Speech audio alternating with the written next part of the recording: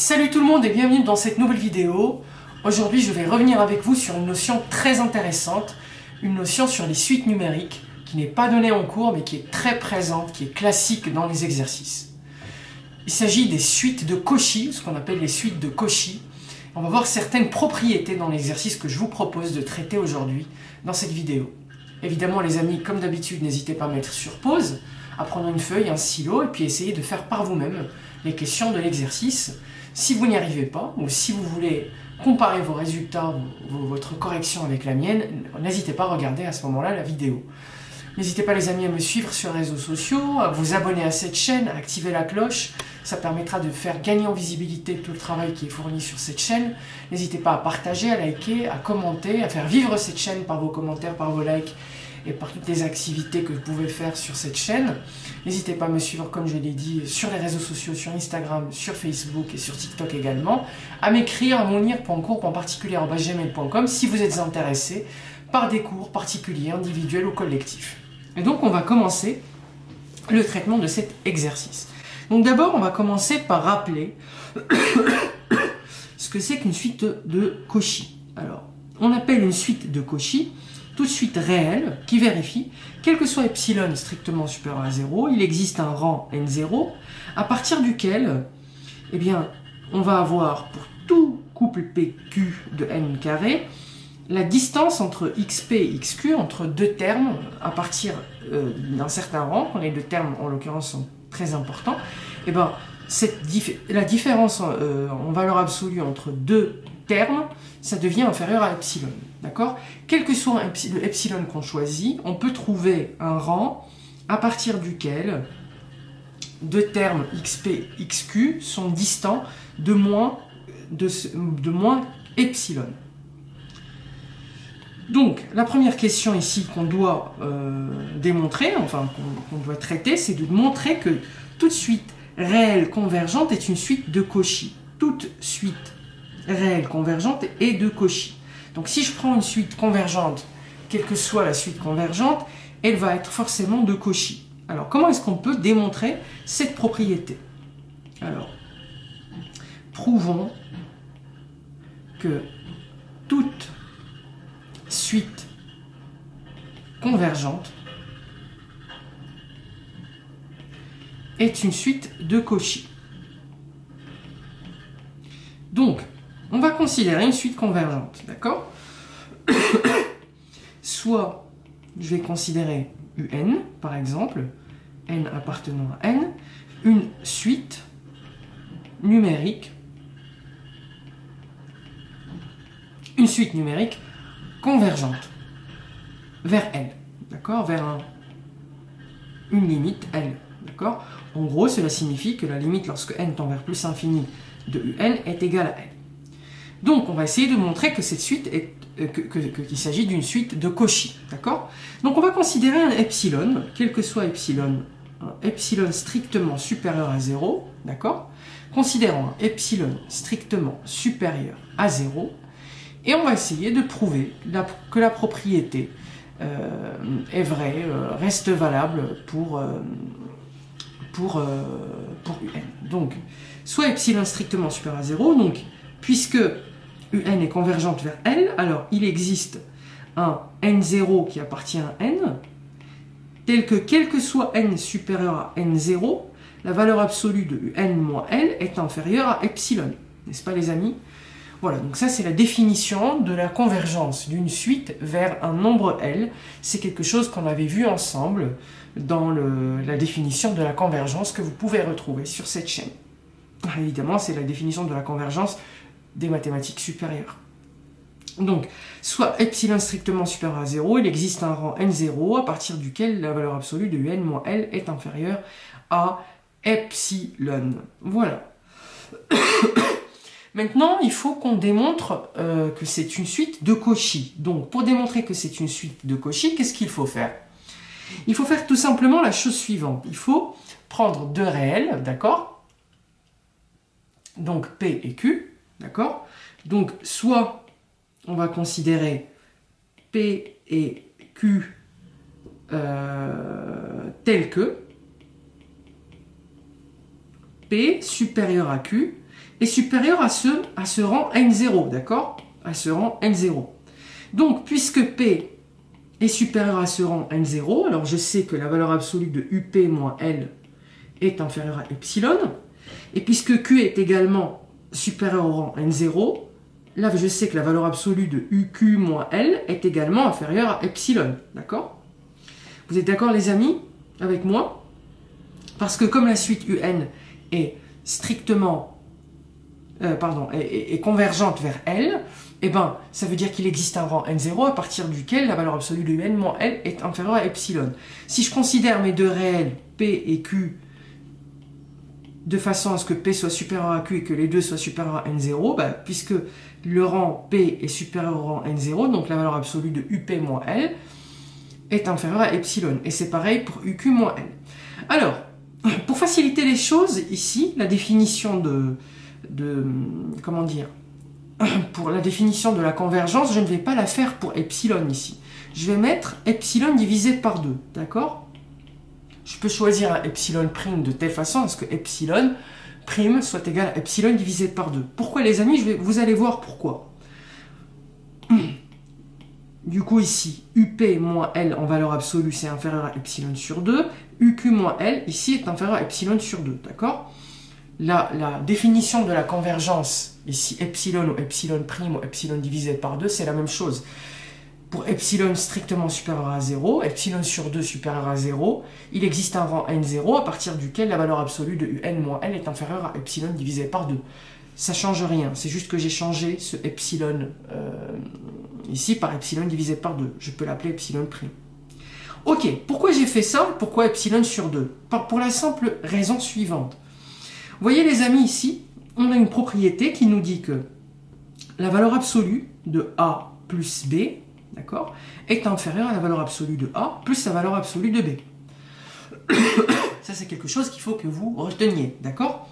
Donc ici en l'occurrence, je vais appliquer cette formule-là à la valeur absolue de UP moins L et la valeur absolue de UQ moins L. Si vous voulez la valeur absolue de UP moins UQ, ici, en fait c'est comme si je pouvais l'écrire UP moins L, d'accord, plus L moins UQ, d'accord? Vous voyez les amis ici? Parce que le moins L plus L, je peux simplifier avec, d'accord? Donc, la valeur absolue de UP moins UQ, c'est équivaut à écrire la valeur absolue de UP moins L plus L moins UQ. Donc, or, comme la valeur absolue de ça plus ça est inférieure à la valeur absolue de UP moins L plus la valeur absolue de L moins UQ, c'est la même chose que la valeur absolue de UQ moins L. C'est la même chose. La valeur absolue de 2 moins 3, c'est pareil que la valeur absolue de 3 moins 2. C'est toujours 1. La valeur absolue de moins 1 et de 1, c'est la même chose, c'est 1.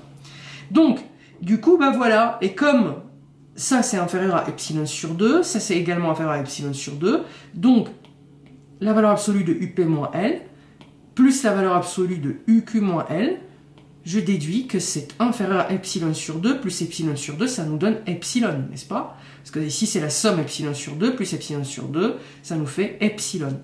Donc, qu'est-ce qu'on a démontrer, qu'est-ce qu'on vient de démontrer? On vient de démontrer que UP moins UQ est inférieur ou égal à epsilon.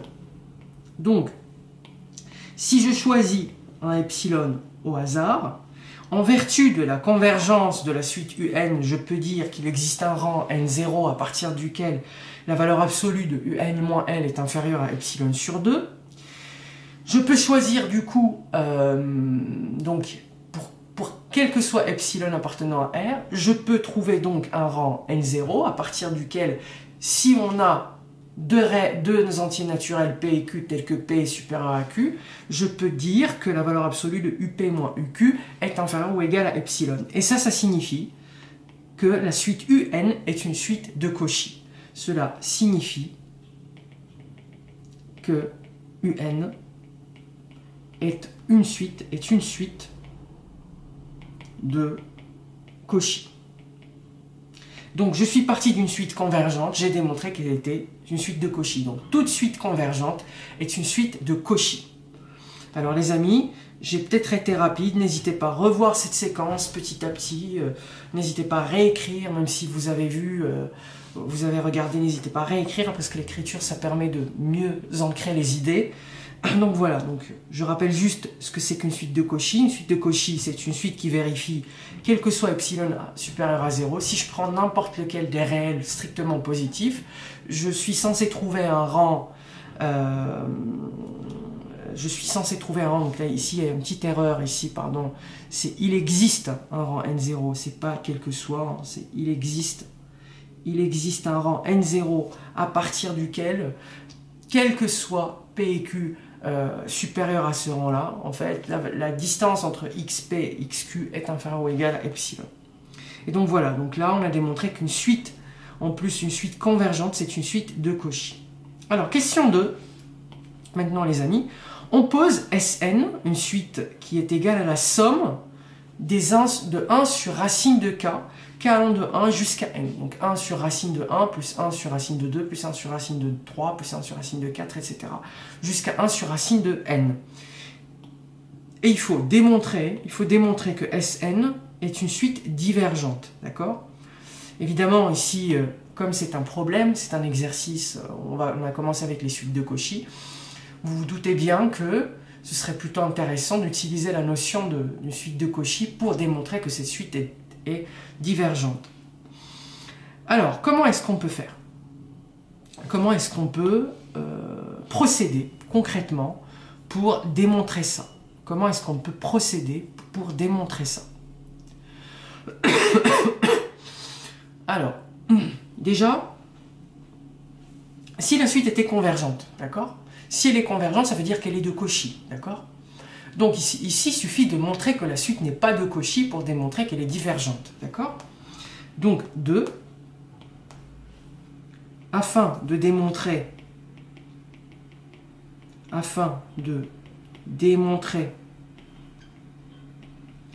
que la suite Sn n'est pas convergente ou est divergente,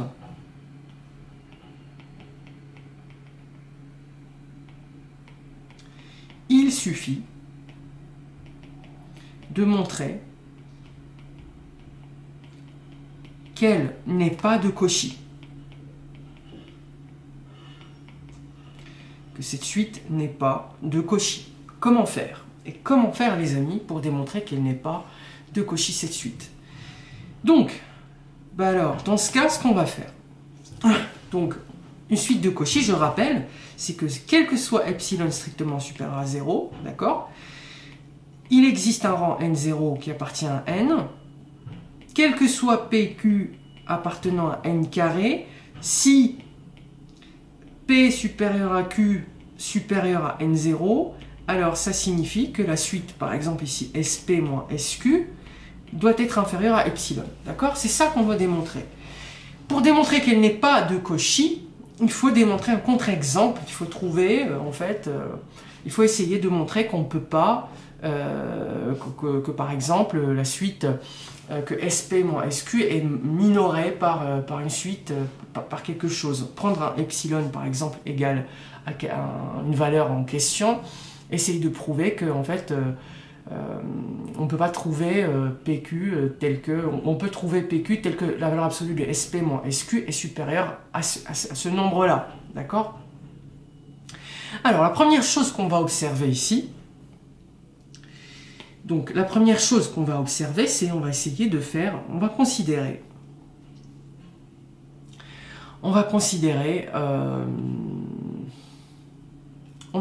la valeur absolue de SP moins SQ. D'accord? Ok, donc, soit P et Q appartenant à N, deux entiers naturels, d'accord? Alors, tel que P est supérieur à Q. Donc, si vous voulez, si on fait la valeur absolue de SP moins SQ, d'accord? Ça nous fait quoi? C'est comme si on avait la somme de k allant de, donc je rappelle la suite Sn ici de 1 jusqu'à l'infini, jusqu'à petit n, donc de 1 jusqu'à P, de 1 sur racine de K, moins la somme K allant de 1 jusqu'à Q, de 1 sur racine de K. D'accord? En fait, cette différence, comme P est supérieur à Q, donc on va avoir 1 sur racine de P, plus 1 sur racine de P moins 1, etc., etc., jusqu'à arriver au dernier nombre, qui est ici, alors évidemment, 1 sur racine de Q plus 1, d'accord? C'est ça en fait, la somme. Donc, ok. Ça, c'est quoi? Cette valeur absolue de SP moins SQ et s'exprime de cette manière. Qu'est-ce qu'on observe? On observe en fait que, si vous voulez, 1 sur racine de P, c'est supérieur à 1 sur racine de P. 1 sur racine de P moins 1, c'est également supérieur à 1 sur racine de P, n'est-ce pas? Et parce qu'en fait, tous les termes ici, jusqu'à arriver à Q plus 1, ils sont supérieurs à 1 sur racine de P, n'est-ce pas? Donc du coup, si vous voulez, jusqu'à arriver à 1 sur racine de Q plus 1, est supérieur à 1 sur racine de P, d'accord? Donc, en gros, tous ces termes, si je les additionne 1 à 1, je vais avoir, tout ça est supérieur ou égal. Donc, combien il y a de termes ici, si vous voulez? Combien il y a de termes? Il y a tout simplement P moins Q termes, d'accord? Donc, ça, c'est supérieur à P moins Q fois de 1 sur racine de P, d'accord? Donc, ça fait P moins Q sur racine de P. Donc, quel que soit P et Q de n carré, tel que P est supérieur à Q, la valeur absolue de SP moins SQ, la différence des deux termes SP moins SQ, est supérieure ou égale à P moins Q divisé par la racine de P. D'accord? Ok. Donc, prenons un cas, essayons de trouver un contre-exemple pour de la définition de la suite de Cauchy appliquée à cette suite Sn. Donc, choisissons epsilon égale 1, d'accord? Donc, pour epsilon égale 1, prenons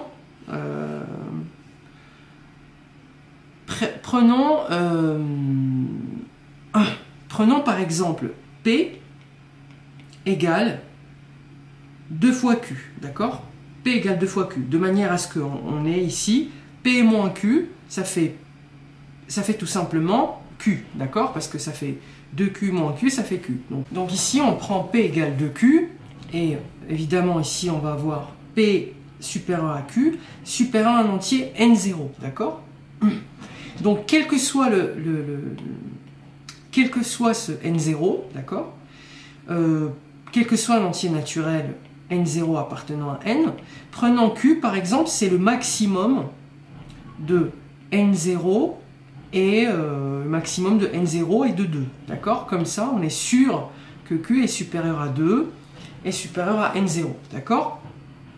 Voilà, donc là, ok, on a pris un epsilon, on a deux entiers naturels, donc un epsilon donné qui est égal à 1, et donc ici, qu'est-ce qu'on va remarquer? Qu'est-ce qu'on remarque ici, les amis? Est-ce que vous pouvez continuer par vous-même l'exercice? C'est vraiment super intéressant. Qu'est-ce qu'on va remarquer ici? Alors, c'est très simple. Donc ici, on remarque la chose suivante. C'est que on a SP moins SQ qui est supérieur, on avait dit, à P moins Q divisé par racine de P. Donc ça fait P, ça fait 2Q moins Q, ça fait Q, divisé par racine de P. Racine de P, c'est racine de 2Q. Donc, c'est supérieur à quoi exactement? C'est supérieur à racine de Q divisé par 2. D'accord? C'est supérieur à racine de Q divisé par 2. Mais Q, Comment je l'ai choisi? Je l'ai choisi de manière à ce que ce soit le maximum de n0 et de 2. Donc Q est supérieur à 2, n'est-ce pas? Le maximum, donc Q est supérieur forcément à 2. Donc du coup, ça c'est supérieur à 1. Donc la valeur absolue de SP moins SQ est supérieure ou égale à 1. Donc supérieure ou égale à epsilon. Et donc ça, c'est exactement la négation de la définition d'une suite de Cauchy.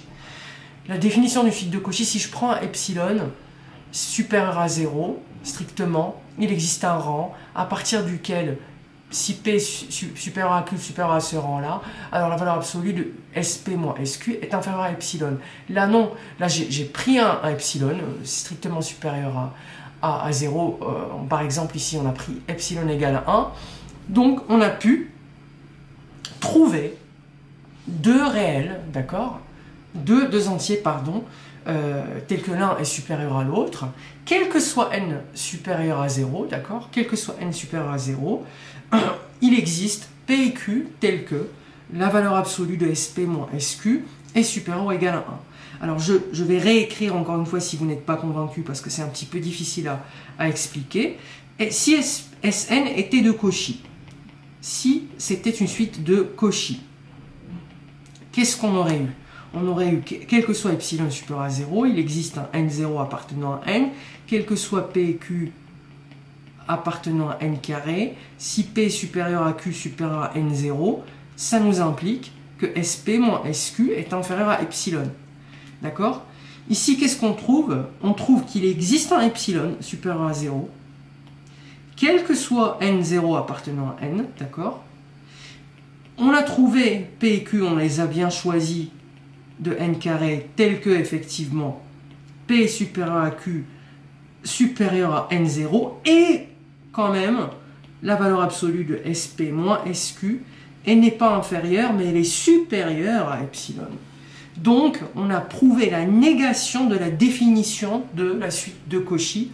Donc cette suite n'est pas de Cauchy, et puisqu'elle n'est pas de Cauchy, elle n'est pas convergente.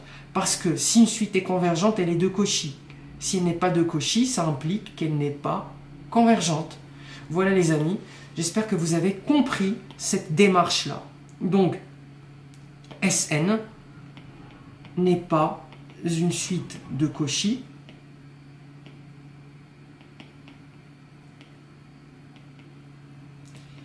Par conséquent, elle ne peut pas être convergente.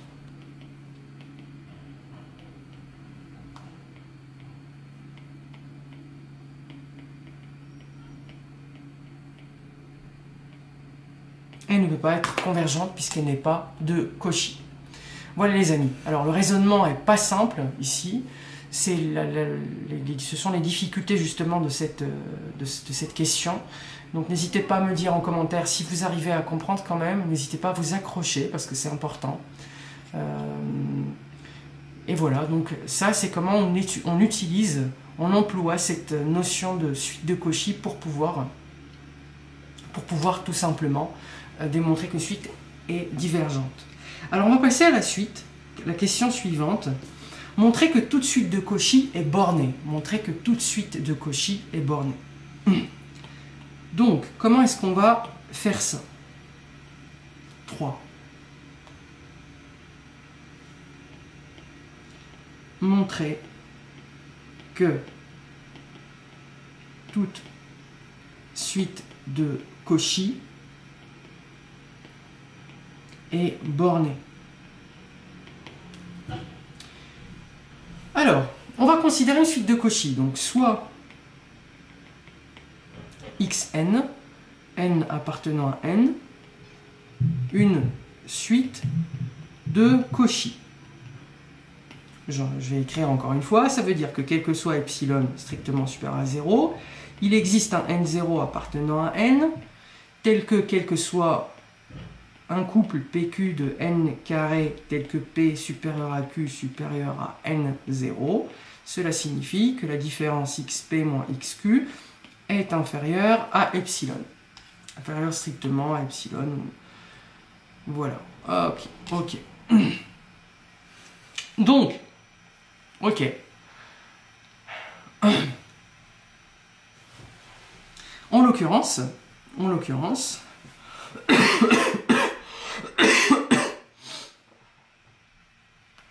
que soit n, donc en particulier,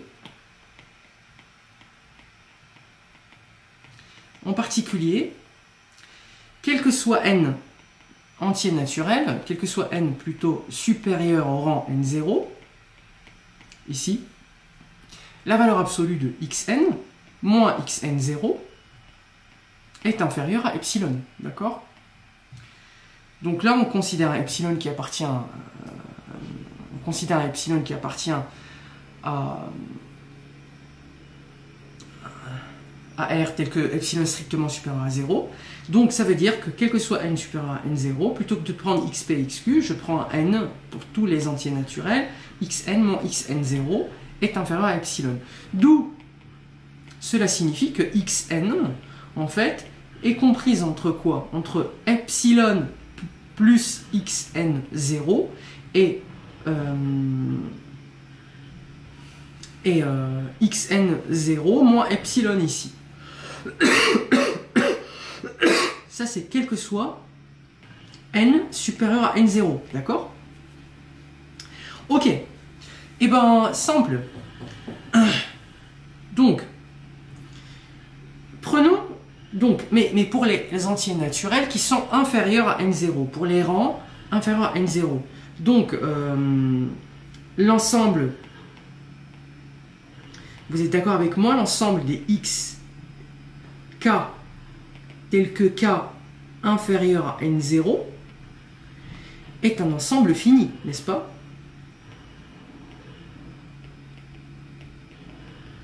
D'accord? C'est un ensemble fini d'éléments. Donc, comme c'est un ensemble fini d'éléments, il va avoir un plus petit élément et il va avoir un plus grand élément, d'accord? Donc, xn, en fait, finalement, quel que soit... Donc, prenons soit xi, je vais poser ça, xi égale le minimum des xk, k inférieur à n0, et soit xj égale le maximum des xk tel que k est inférieur à n0, de cet ensemble-là, d'accord? Ces éléments jusqu'à n0, on va prendre xi le minimum et xj le maximum. Donc, qu'est-ce qu'on peut dire? On peut dire, quel que soit n appartenant à n, en fait, xn est entre quoi et quoi? Entre xn0 moins epsilon, donc le minimum de xi, qui est déjà le minimum des autres éléments inférieur à k moins n0, minimum de xi est de xn0 moins epsilon, est inférieur au maximum de xj, qui est le maximum des éléments déjà xk tel que k inférieur à n0, et de xn0 plus epsilon.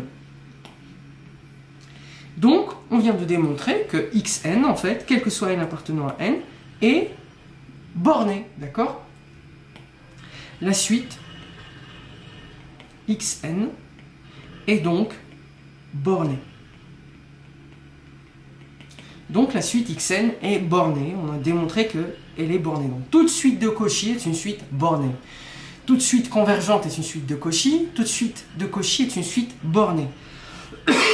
Maintenant, c'est très intéressant, puisque on doit démontrer qu'une suite de Cauchy est convergente. Donc on a démontré au début qu'une suite convergente est de Cauchy. Maintenant, on doit démontrer qu'une suite de Cauchy est convergente. Donc on a démontré qu'elle était bornée. Qu'est-ce que ça vous rappelle, les amis? Une suite bornée, qu'est-ce qu'on peut en déduire? C'est un théorème qu'on avait vu ensemble dans une vidéo que j'avais détaillée. C'est un théorème très intéressant que j'adore. C'est le théorème de Bolzano-Weierstrass. Donc... question numéro, alors c'est quoi le numéro? Numéro 4. Prouvons qu'une suite de Cauchy est convergente. Une suite de Cauchy est convergente. Comment est-ce qu'on va démontrer ça? Donc déjà, on a trouvé qu'une suite xn de Cauchy est bornée.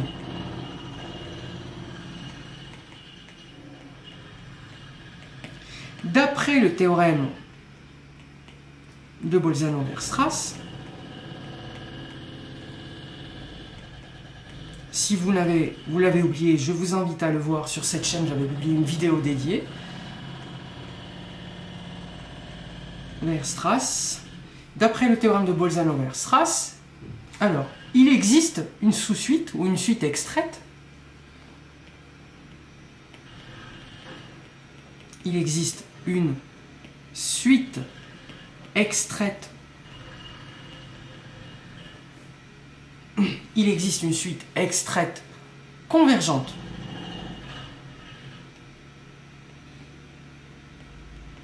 Je vais l'appeler x phi de n. D'accord? Voilà. Donc, qu'est-ce que cela signifie? Cela signifie la chose suivante. Donc, soit epsilon strictement supérieur à 0. Donc, il existe un rang n1 appartenant à n. Quel que soit n supérieur à n1, la valeur absolue de x phi de n moins L, qui est la limite de cette suite convergente, inférieure à epsilon. Je vais écrire encore une fois epsilon sur 2, parce que ça va me servir par la suite. Vous allez voir, quand on va additionner, vous allez comprendre pourquoi. Donc, ce qui vaut pour epsilon sur 2, epsilon sur 10, peu importe. Ok.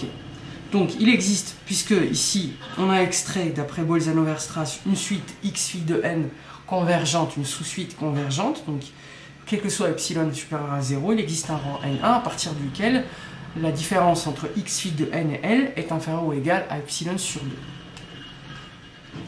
Ok. Donc,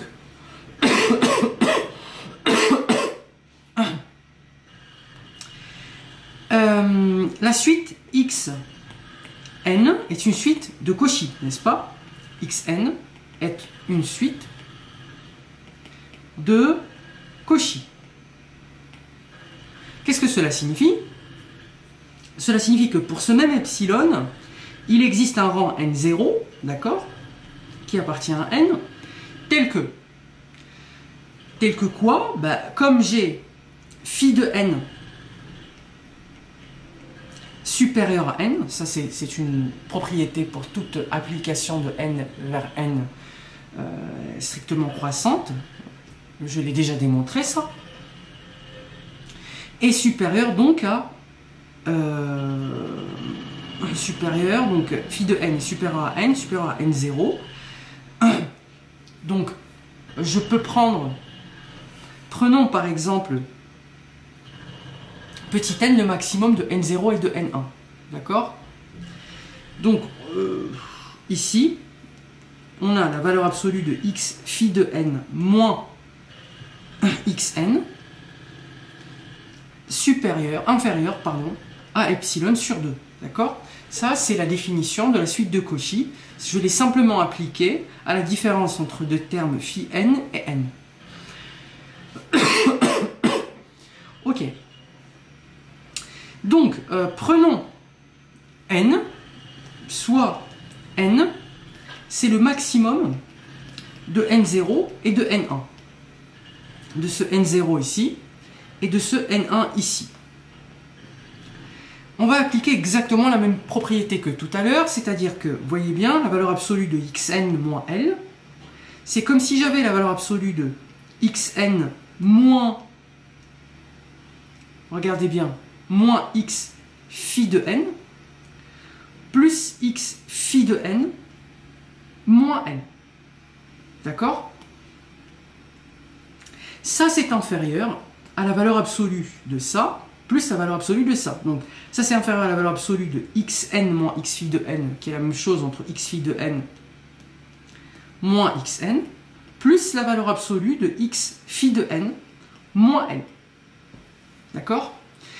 Et comme ça, c'est inférieur à epsilon sur 2, ça c'est inférieur à epsilon sur 2, qu'est-ce que je peux déduire?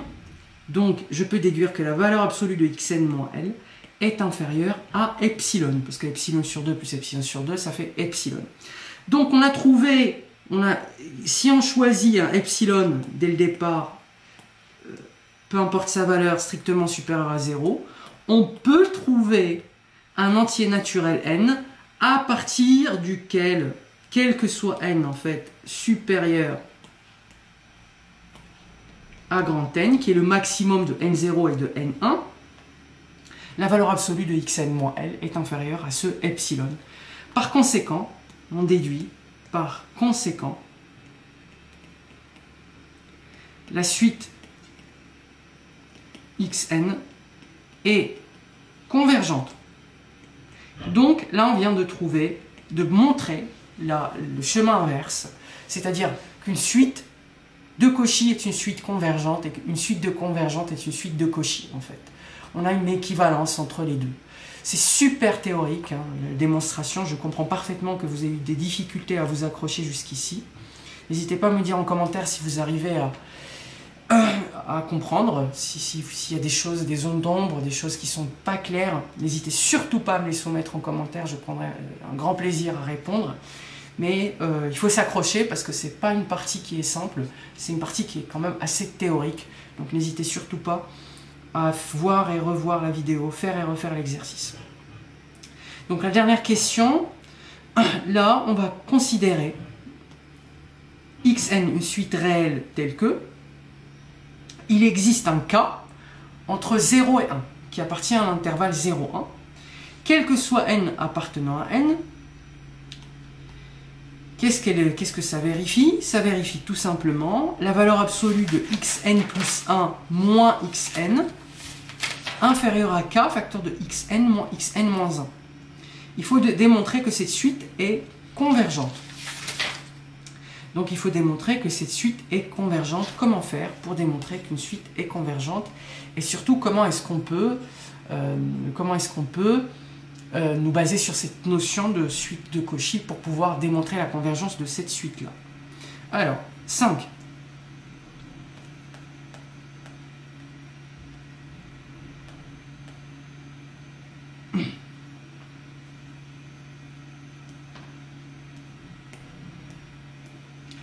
Donc,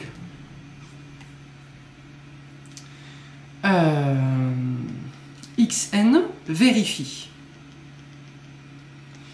l'existence d'un cas entier, d'un cas réel entre 0 et 1, semi-ouvert, quel que soit n appartenant à n, xn, la valeur absolue de xn plus 1 moins xn est inférieure à k, facteur de xn moins xn moins 1.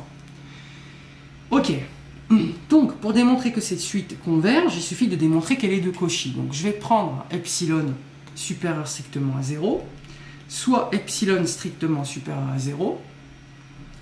La valeur absolue de xp moins xq, d'accord, peu importe ce que c'est que xp moins xq en fait. Alors, ça c'est inférieur ou égal à la somme i allant de q jusqu'à p moins 1 de la valeur absolue de xi plus 1 moins xi. Pourquoi on a ça, les amis? Ben, c'est simple.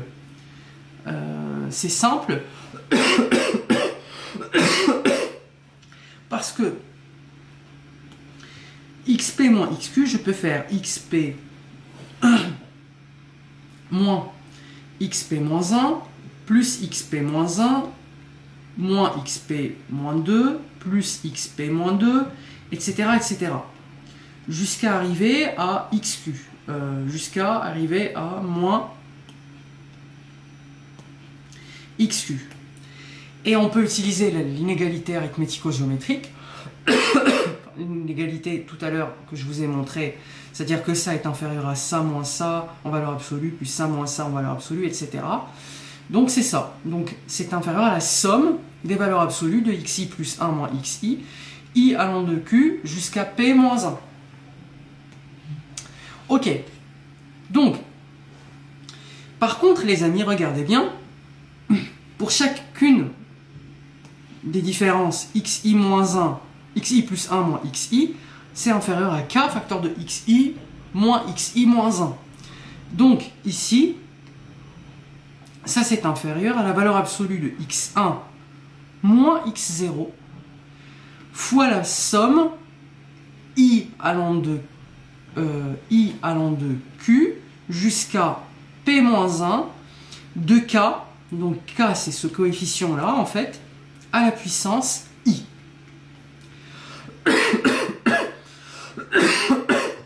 Pourquoi? Parce que si vous avez xq plus 1 moins xq, c'est inférieur à k facteur de xq moins 1 fois xq moins xq moins 2, etc., etc. Donc le k, il est multiplicatif et donc on va arriver à avoir la somme de ce k puissance i, ici.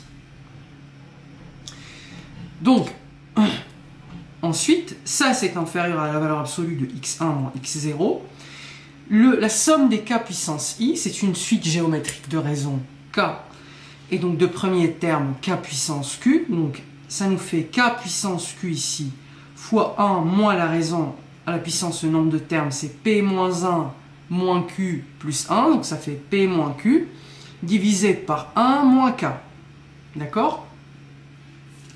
Tout ça, c'est inférieur, tout ce qui se trouve au numérateur est inférieur à 1, donc ça c'est inférieur à la valeur absolue de x1 moins x0 fois k puissance q divisé par 1 moins k. D'accord? Donc la valeur absolue de xp moins xq est inférieure ou égale à la valeur absolue de x1 moins x0 fois k puissance p sur 1 moins k. D'accord? Très bien. Donc voilà les amis. Donc là on est presque, on a presque terminé. Pourquoi? Parce que pour epsilon strictement supérieur à 0, donc le k il appartient, k appartient à 0, 1. Donc en fait qu'est-ce qui se passe? Ce qui se passe c'est que k puissance p sur 1 moins k ici, ça tend vers 0 lorsque p tend vers plus infini. Donc,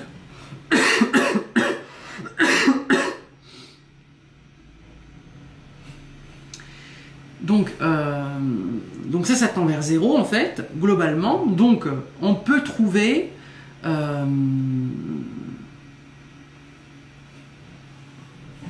epsilon, enfin on peut trouver un epsilon,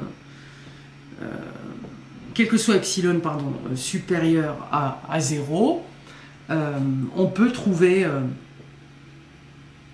donc quel que soit epsilon strictement supérieur à 0, il existe un rang n0 appartenant à n, tel que p supérieur à q supérieur à n0, si je prends p et q suffisamment grand, d'accord, suffisamment grand, donc ça va être inférieur à epsilon, n'est-ce pas? xp moins xq est inférieur à epsilon. Et donc ça signifie, d'accord, que la suite xn est par conséquent de Cauchy, et puisqu'elle est de Cauchy, elle est convergente, d'accord? De Cauchy, elle converge. Donc voilà les amis, comment est-ce qu'on peut exploiter cette notion de suite de Cauchy pour montrer directement ou tout simplement la convergence d'une suite. Alors les amis, il y a énormément de questions qui peuvent être posées ici, d'autres applications que je vous laisse découvrir, que je vous laisse rechercher sur les suites de Cauchy et comment est-ce qu'on peut les utiliser pour pouvoir démontrer la convergence ou la divergence de suites numériques. C'est une notion, comme vous avez pu le constater, qui est très théorique, donc n'hésitez surtout pas à voir et à revoir la vidéo. C'est vraiment une notion que j'adore, que j'apprécie beaucoup. Tous les raisonnements qui sont à base d'epsilon, de choix de n, de rang, etc. C'est quelque chose que j'aime beaucoup parce que c'est inhabituel, ça nécessite beaucoup de réflexion, beaucoup de techniques. Les amis, si vous avez apprécié cette vidéo, si vous voulez que je publie des vidéos, davantage de vidéos de ce type, n'hésitez pas à me dire en commentaire, n'hésitez pas à vous abonner, à activer la cloche pour être prévenu des prochaines vidéos qui vont sortir. Il y aura du lourd qui va sortir. N'hésitez pas à me suivre sur les réseaux sociaux, sur Instagram, sur Facebook, à m'écrire à mounir.cours.particulier@gmail.com si vous désirez des cours particuliers individuels ou collectifs. Et puis les amis, je vous dis à très bientôt pour une nouvelle vidéo.